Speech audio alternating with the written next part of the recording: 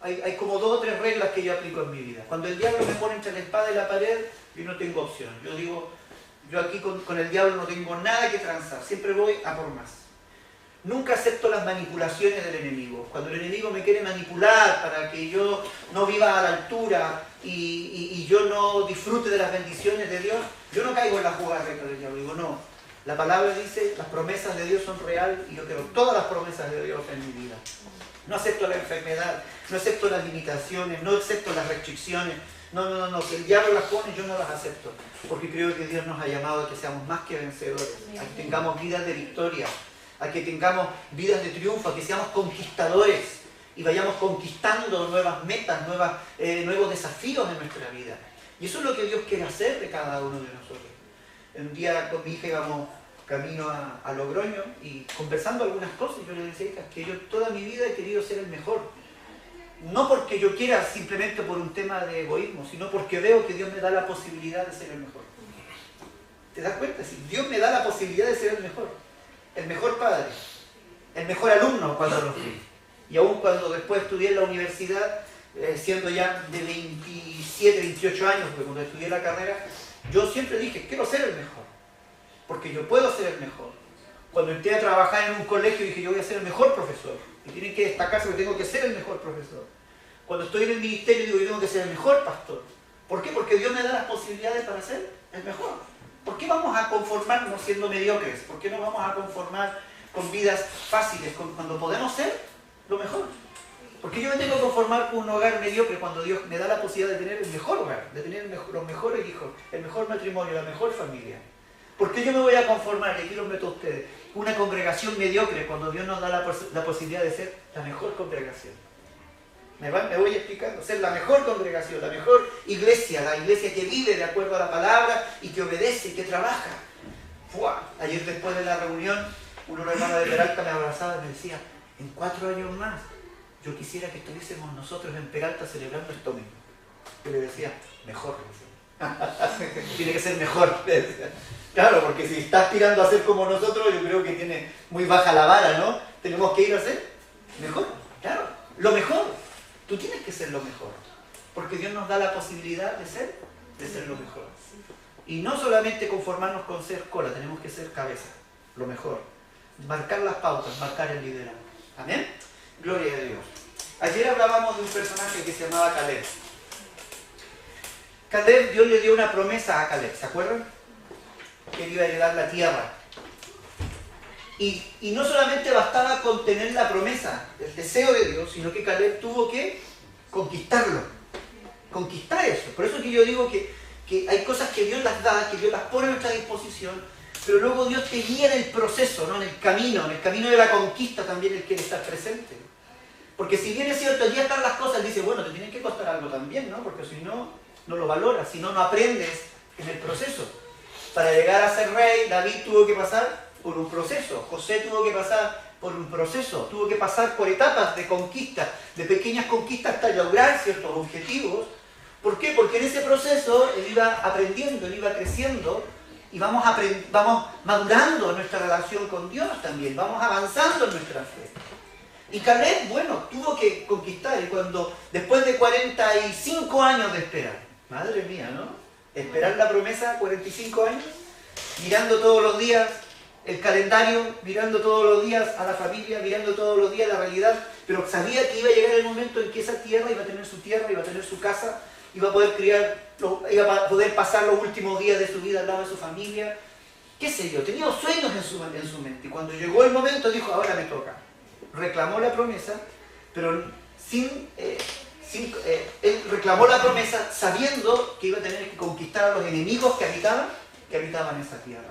Pero como era una promesa de Dios para él, la victoria era segura, estaba asegurado. Él sabía, pero tenía que pelearlo y tenía que conquistarlo. Ahora la pregunta que yo quiero contestar en esta mañana, ¿por qué Caleb recibe la promesa? ¿Por qué Dios, dentro de todos, Él es capaz de decirle a Caleb, y Josué, hijo de Nun, tú, Caleb, hijo de Jefone, ustedes van a recibir, van a heredar la tierra. El resto del pueblo no, porque hablaron mal. Pero ustedes van a recibir la promesa, van a recibirla. ¿Por qué la recibe? ¿Qué es lo que demuestran las palabras de Caleb? ¿Qué demostraban las palabras de Josué?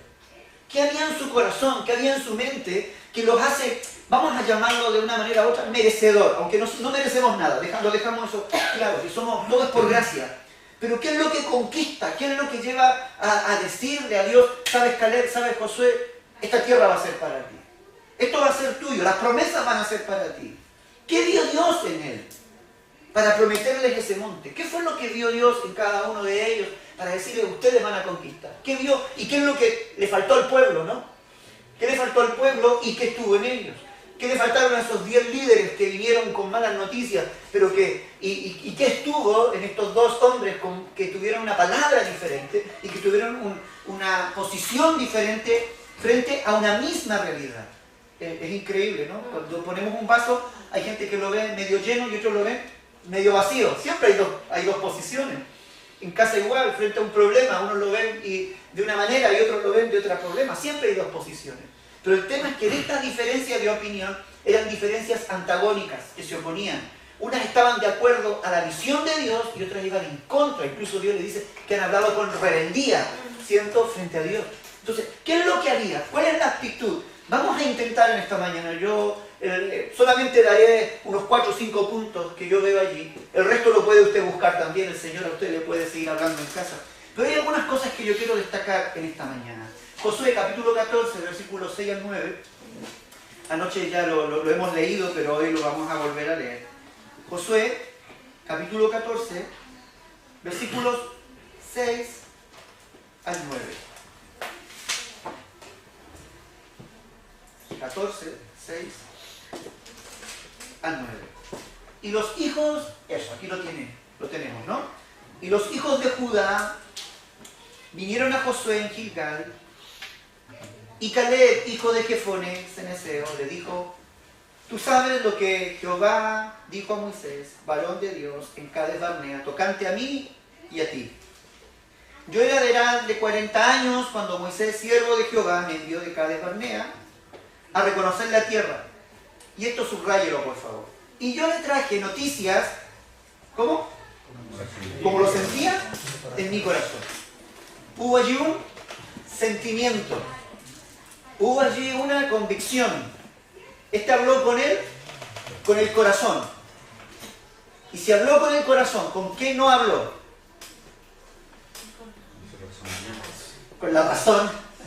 No habló con la mente, sino que sacó del buen tesoro de su corazón, vamos a decirlo, ¿no? Sacó lo que había en su corazón. No habló con la mente. Ahí ya tenemos una diferencia. Caleb habló con el corazón. Los otros hablaron con la mente. Los otros hablaron de acuerdo a la información que habían recibido a través de los sentidos. ¿Qué es lo que dijeron los otros? Los otros dijeron, no podremos subir contra aquel pueblo. Estoy leyendo otro pasaje, en Números 13, 31. O si quieren, ponlo para que lo veamos. Luego retomamos esto. Números 13, 30 en adelante. Números 13, 30. No se me pierdan. ¿Cómo andaron los demás? Y luego vemos cómo habló Caleb. ¿Sí? 13:30 al 33 voy a leer. Entonces Caleb hizo callar al pueblo delante de Moisés y dijo, subamos luego y tomemos posesión de ella, porque más podremos nosotros que ellos. ¿Qué es lo que dicen los otros? Más los varones que subieron con él dijeron, no podemos subir contra aquel pueblo. ¿Por qué? Es más fuerte que nosotros. Y hablaron mal entre los hijos de Israel de la tierra que habían reconocido, diciendo, la tierra por donde pasamos para reconocerla es tierra que traga a sus moradores, y todo el pueblo que vimos en medio de ella son hombres de gran estatura. También vimos allí gigantes, hijos de Anac, raza de los gigantes, y éramos nosotros, a nuestro parecer, como langostas, y así les parecíamos a ellos. ¿Cómo era la tierra donde ellos habían ido? ¿De acuerdo a esta descripción? Próspera. No. Vale, sí, pero también era...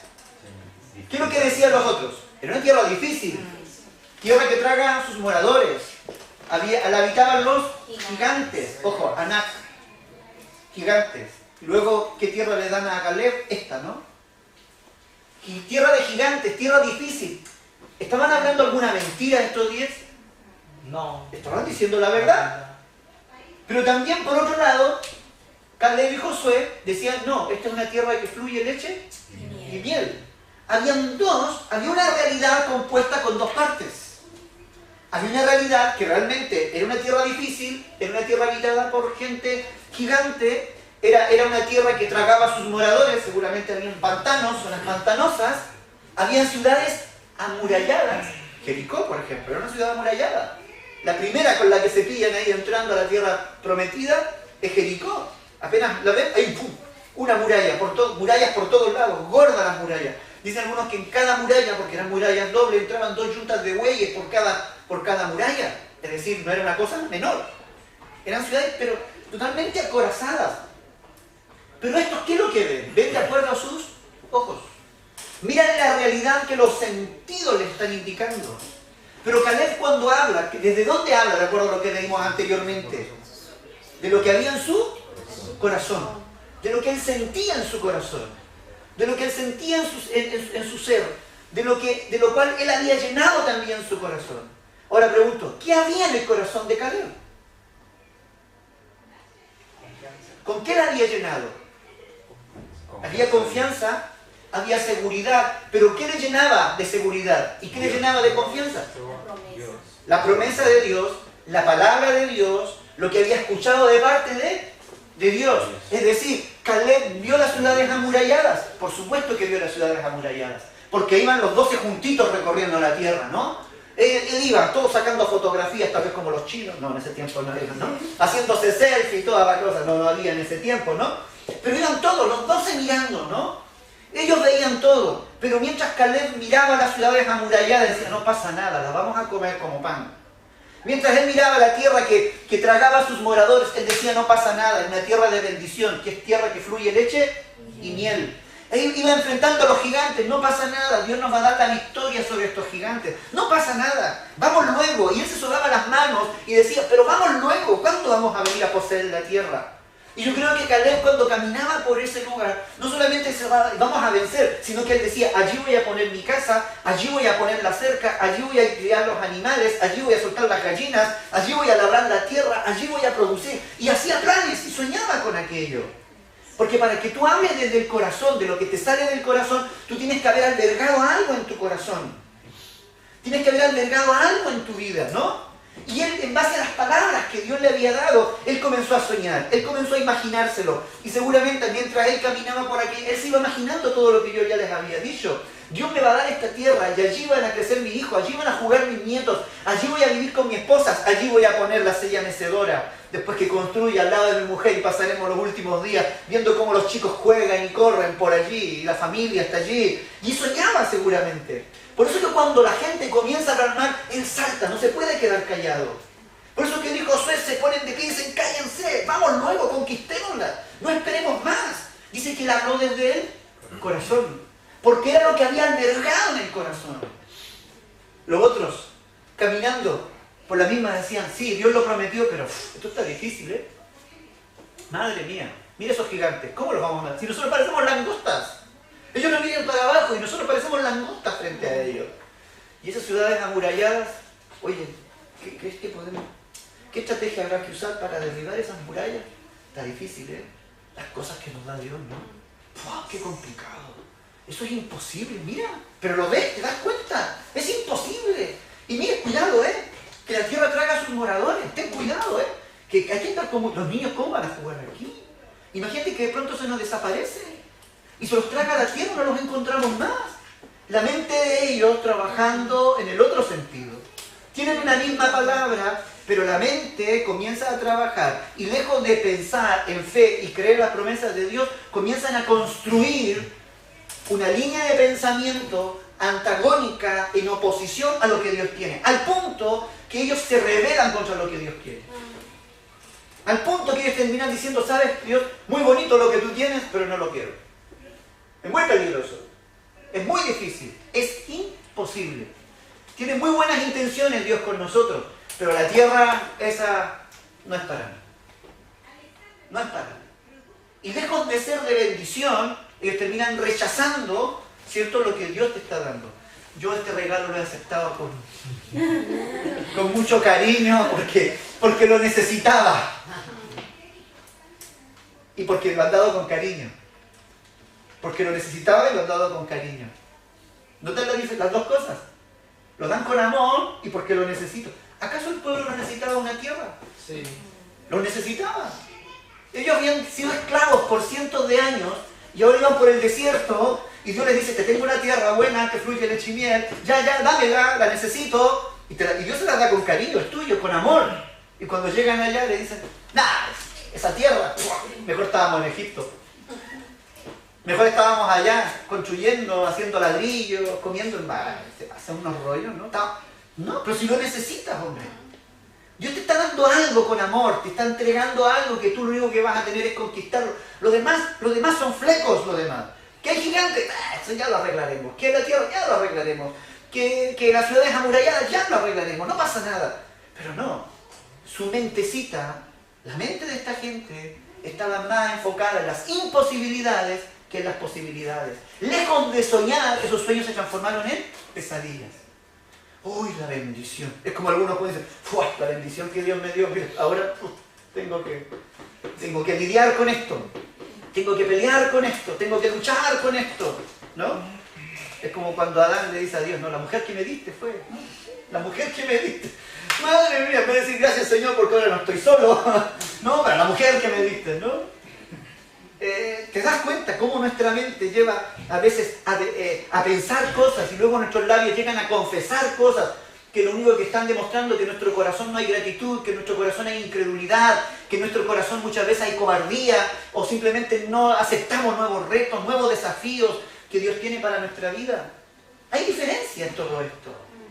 Y frente a una misma cosa, aquí había una bendición de Dios. ¿Y sabes?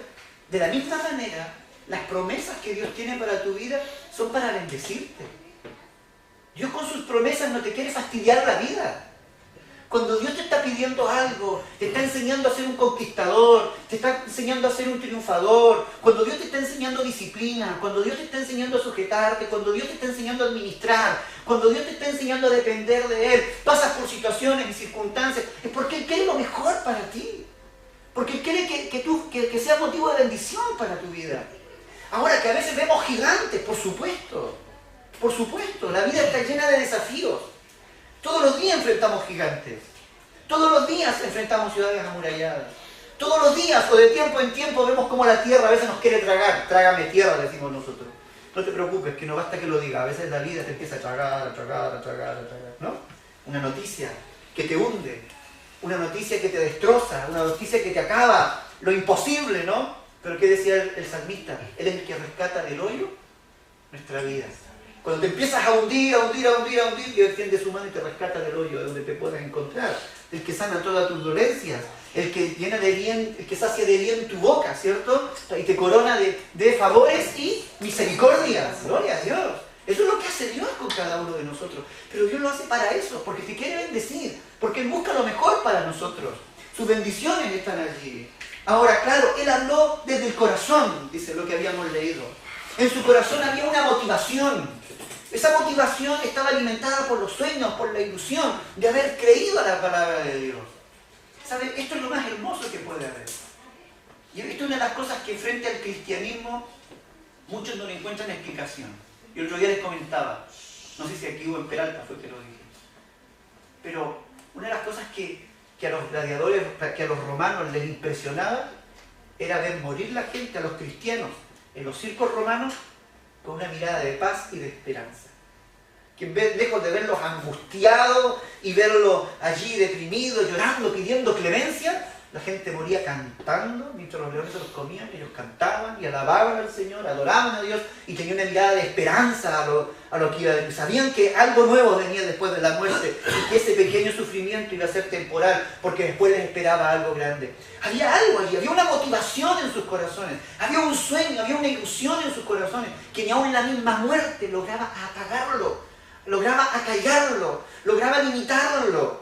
¿Sabes por qué? Porque la palabra de Dios, las promesas de Dios buscan siempre eso, alimentar tu vida, llenarte de esperanza, llenarte de ilusión y que tú puedas creer que con Él todo lo puedes lograr, que con Él podemos salir adelante, que con Él las cosas se concretan en nuestra vida. En el corazón de Caleb había motivación. Una motivación alimentada por esos sueños, por esas ilusiones que él había despertado, que él había construido, escuchando la palabra de Dios. Para él, cada día que pasaba, él se imaginaba lo que iba a ocurrir. Cuando lleguemos a esa tierra, la poseeremos, será nuestra. Era un corazón en el cual había confianza en las promesas de Dios. Confiar en sus promesas. ¿Sabe lo que es confiar en sus promesas? ¿Sabe lo que es confiar? ¿Me quieres ayudar? Hija, ¿tú confías en papá, no? Párate aquí. Le vamos a mostrar a esta gente lo que es confiar. Mira hacia ella. Ponte rígida. Tírate de espalda.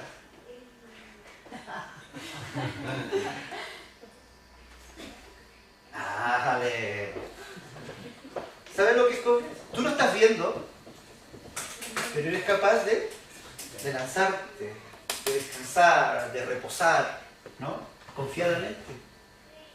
Nosotros es más fácil si ella lo hubiera puesto de frente, mírame, ella se abraza, se tira encima mío, ¿no? Pero de espalda es diferente. ¿Por qué? Porque a Dios no es que le demos la espalda, sino que a Dios no lo vemos, pero Él está allí presente. Y confiar en Dios es eso, es saber que sus promesas, que Él ha dicho, que Él ha prometido, valga la redundancia, siempre están allí, siempre están allí. No te dejaré ni te desampararé. Jehová es tu guardador, Jehová es tu sombra, tu mano derecha. El sol no te fatigará de día ni la luna de noche. El que de mí bebe y el que de mí come, el que de mí bebe no tendrá sed jamás. El que de mí come no tendrá hambre jamás. Ciertamente el bien y la misericordia te seguirán todos los días de tu vida, etc. Confiamos en la palabra, confiamos en tus promesas y descansamos. ¿Sabe? Si yo soy un soñador, es porque creo en las promesas de Dios. Si Caleb es un soñador, es porque confía en las promesas de Dios. Porque sabe esperar. Entonces, cuando viene la oposición, ¿qué es lo que sale de sus labios? Lo que había en su corazón. Habló desde el corazón. Es cosa que tú hables con alguien y sabes lo que hay en su corazón. Es cosa que empieces a escuchar sus palabras. Inmediatamente te das cuenta con qué ha llenado su corazón. Si lo ha llenado con fe, si está rebosando de promesas, si está rebosando de gozo a causa de esas promesas, o es un pesimista que lo ve todo oscuro. Eso no lo notas cuando escuchas las palabras. Aquí vamos, tirando. ¿Qué tal? No, aquí vamos, tirando. Ahí vamos, luchando, intentando salir adelante. Mira, estoy hablando de gente que supone que ya las promesas están allí, ¿no? Pero, ¿qué pasa con esa persona que puede estar llena de enfermedades? O tal vez ya tiene muchos años encima, el cuerpo le pesa. Y tú dices, ¿cómo estás? Bien, gracias a Dios. Luchando pero avanzando. Qué contraste, ¿no? Y a veces jóvenes llenos de vitalidad, ahí vamos tirando, frustrados. Y empiezan la vida y ya están frustrados, no hayan qué hacer con su vida. Ay, dijo, amén o hay, no sé, una de las dos cosas podemos decir. Amén o hay. Pero te das cuenta cuál es la diferencia. Porque una cosa es confiar en las promesas de Dios. Caleb luchó y Dios le dijo, ¿sabes? A ti te voy a dar la tierra. Porque vio eso en su corazón. Vale, tú con Josué van a ser herederos de esa tierra. Dice, y mis hermanos, voy a leer el versículo 8, 14, 8 de Josué. Dice, y mis hermanos, los que habían subido conmigo, hicieron desfallecer el corazón del pueblo. Pero yo cumplí siguiendo a Jehová mi Dios. ¿Qué hicieron los demás? Los otros espías. Desfallecer el corazón del pueblo. Pero él dice que cumplió, ¿qué cosa? Siguiendo a Jehová. ¿Qué es lo que espera Dios que cumplamos? Que le sigamos. ¿Pero cómo le seguimos? Obedeciendo o creyendo a sus promesas. A sus promesas, posicionándonos. Aquí me gusta, porque por un lado yo veo a un hombre valiente, corazón valiente, que no se deja intimidar por la opinión de la mayoría. ¿Cómo actúas tú frente a la mayoría? Uy, nos da miedo muchas veces la mayoría, ¿no? Estamos en el círculo de amistades, la familia, todo el punto dice, no, Dios no existe, o Dios es malo, Dios es injusto, que aquí, que allá. 10 diciendo no, la tierra se traga a sus moradores, 10 opinando mal de Dios, 10 rebelándose en contra de Dios, y estos dos se levantan y sacan la voz y dicen, eso es mentira. Eso no es así. Dios no es así. Tú estás viendo el vaso medio vacío, yo lo estoy viendo lleno. Tú estás viendo las cosas negativas, lo estás viendo con tu mente, pero mi experiencia me demuestra lo contrario. Lo que yo he vivido al lado de Dios es diferente. Fueron valientes, yo veo un hombre valiente. ¿Sabes por qué Dios le da la promesa a Caleb? Porque Caleb, para poder conquistar esa tierra, para conquistar esa promesa, para poder retener esa tierra, necesitaba valentía. A ti Dios a veces no te da más porque eres cobarde. Y hay lugares que solamente tienes acceso cuando eres valiente. Cuando eres valiente. Cuando eres valiente. Con cobardía no vamos a llegar a ninguna parte. Nos da miedo muchas veces enfrentar los desafíos. Preferimos caminar sobre lo seguro, preferimos ir de acuerdo a la voz de la mayoría. No, tú no tienes por qué ir de acuerdo a la voz de la mayoría. Y el camino de la minoría muchas veces te toca caminar solo. Pero el valiente no le importa caminar solo. Porque sabe que está cumpliendo o que está alcanzando las promesas de Dios. Me voy explicando. Muchas veces nosotros por actuar de acuerdo a las promesas, por alcanzar las promesas de Dios, tenemos que actuar en valentía. Y tenemos que dar pasos de valentía en la vida. Aunque todo el mundo no esté de acuerdo, aunque a veces no tengamos el apoyo necesario, aunque a veces no encontremos el respaldo necesario, pero como yo sé que eso es una promesa de Dios, yo voy a todas por ella. Y no importa lo que digan los demás. Me posiciono frente a eso. Porque eso requiere muchas veces valentía. La valentía es la que te ayuda a enfrentar las situaciones difíciles en medio de la soledad. La que a veces que en medio de la soledad y en medio de la angustia o en medio del dolor, en medio de la escasez, allí en medio de esa soledad Dios manifiesta su compañía y su respaldo también a tu vida. Pero para eso necesitamos dar pasos de valentía en nuestra vida. Dar pasos de valentía, ser osados, ser valientes a lo que Dios tiene. No importa lo que digan la mayoría.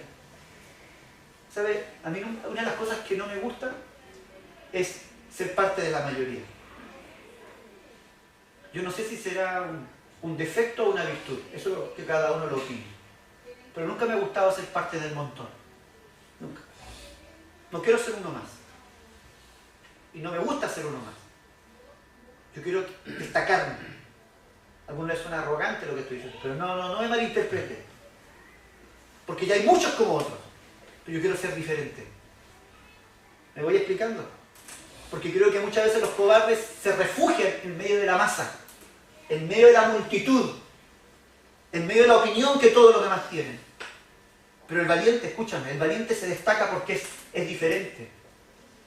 A los valientes los aíslan muchas veces, porque piensan de una manera diferente. El valiente es capaz de dar su opinión y levantarse no importa contra quiénes, pero es capaz de decir lo que piensa, lo que siente, de acuerdo a lo que hay en su corazón.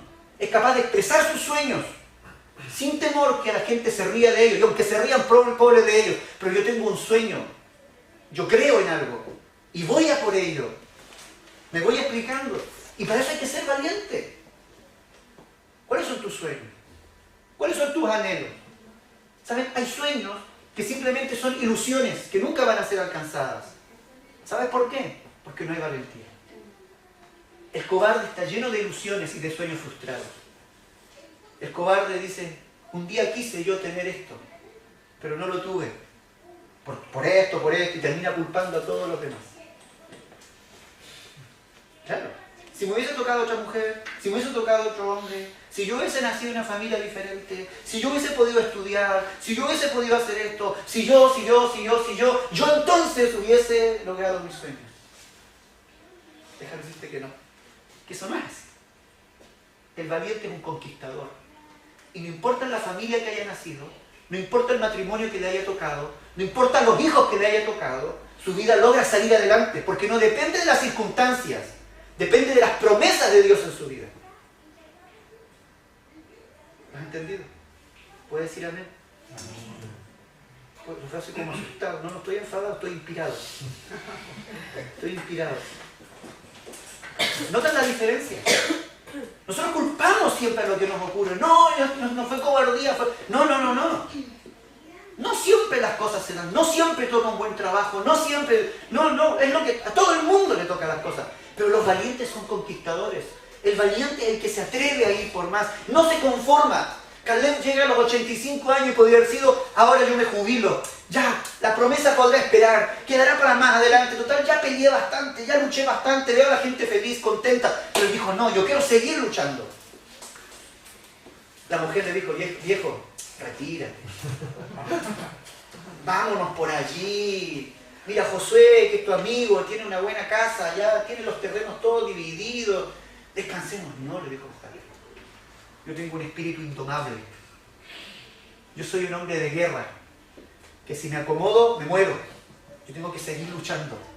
Y yo no voy a luchar hasta que tenga toda la promesa de Dios. Hasta que tenga la tierra y mis hijos puedan disfrutar con ella. Yo tengo un sueño, un anhelo. La promesa de Dios está allí. Lo que Dios me ha prometido está allí. Y yo lo quiero todo, no quiero nada a medias. Lo quiero todo para mi vida. Para eso hay que ser valiente. Una vez escuché a un amigo, lo estaba yo visitando en Argentina, en una iglesia, y me dice, Johnny, me dice que era argentino.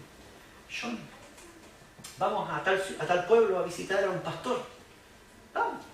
Cuando llego allí, era un pastor que estaba cantando una iglesia en un pueblito.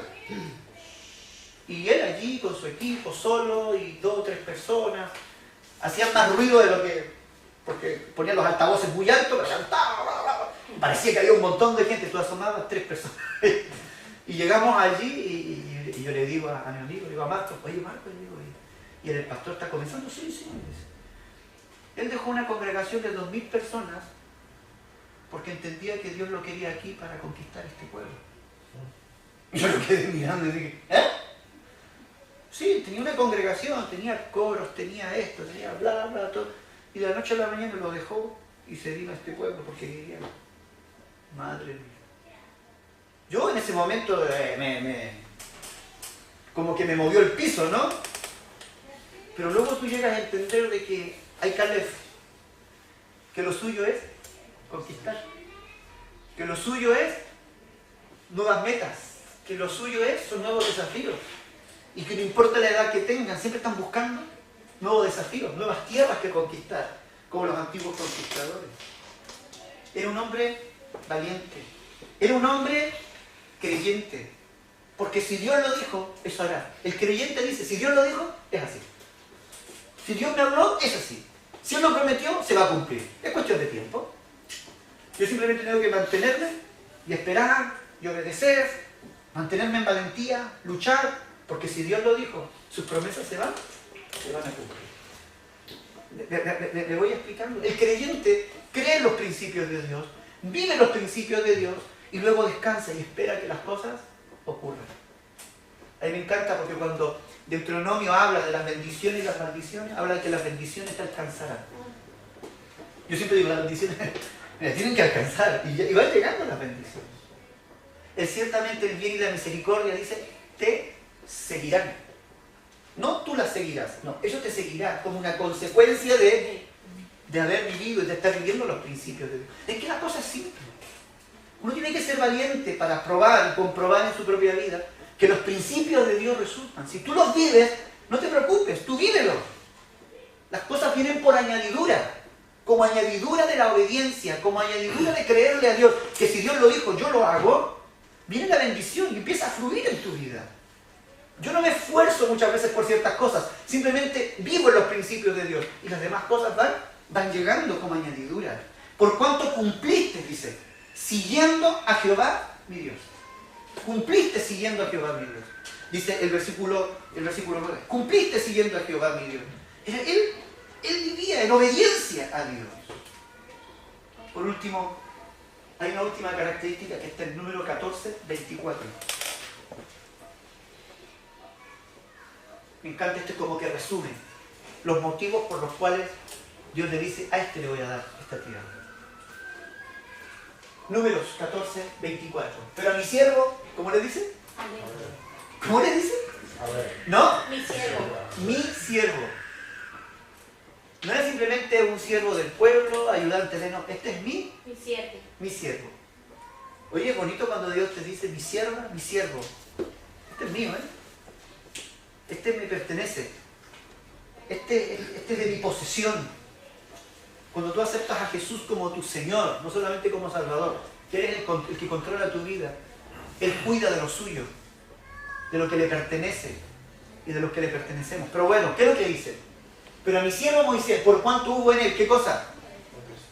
Otro espíritu. Cuando él habló con el corazón, ¿qué es lo que estaba reflejando? Otro espíritu. Diferente al que había en el otro. El otro tenía un espíritu más contumaz, tenía un espíritu más rebelde. El otro tal vez tenía un espíritu de incredulidad, un espíritu, qué sé yo, llámelo como quiera. Pero en este había otro espíritu. Había un espíritu de valentía. ¿Le suena? Espíritu de valentía. Pues nuestro Dios no te ha dado espíritu de cobardía, sino de poder, de amor, dominio propio. El espíritu de Dios es un espíritu diferente cuando opera en nuestra vida. Tú cuando escuchas las palabras de la gente, lo que estás escuchando es el espíritu que hay en ellos. Puede ser un espíritu humano, puede ser un espíritu diabólico, puede ser el espíritu de Dios operando.